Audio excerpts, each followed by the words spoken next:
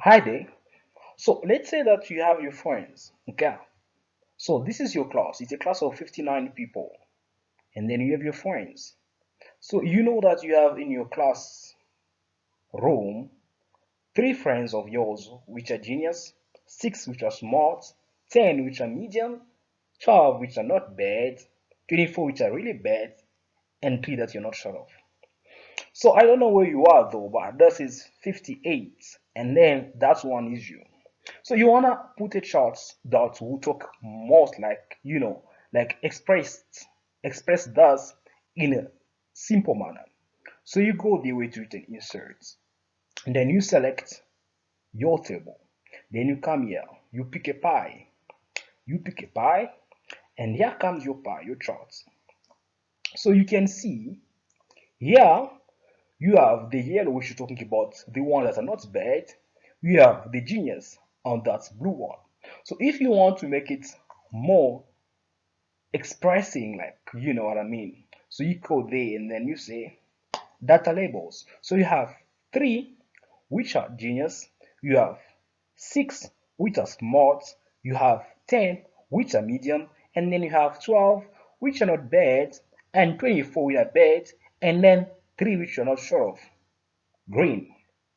So now let's say that in your country, I don't know which country you are from, but let's talk about that. Okay, anyway, there you can name your charts. You can say okay, classroom or or my class of 59, whatever you want to name it. So let's say classroom. All right. So now let's say that you wanna express how the rate of dollar varies, along the year. So let's come here. So you're talking about dollar rate trading. Then you come here. You want to express it in a chart, see, okay? And then you come here and say, okay, what chart will express it better? So let's say this graph here. There we go. So here is your graph. Here is your graph. So you can see how dollar varies like according to, let's me put it a bit bigger. You can see how dollar varies according to the months. So you wanna show more. So you come here, you press it, and then you come here, and then you say data labels. So January 1475, February 1470, and so and so. So if you want it to be with a certain color, you can come here and then you say that one. Oh, this one, I think this is better. You see, so that is better.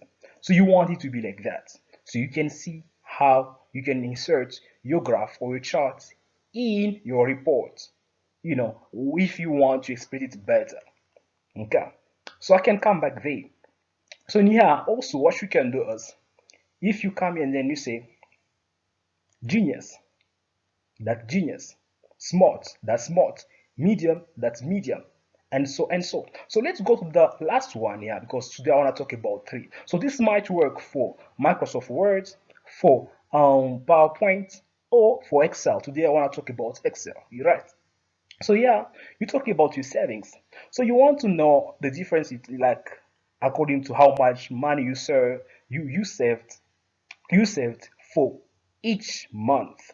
Right. So let's say in January you saved $2,000, February 3,500, March 1,500, April 1,800, May 1,200. So now you wanna express this in a chart. So you select it. Okay. So you come there, you select it. So which one can express better? Now you want this one here. There we go. That's one there. So here it comes, and then you can see how it goes. So there you can put the data labels, and then you can choose how you want it to appear. Let's see which one I would like to have, that one. And then in January you saved 2,000.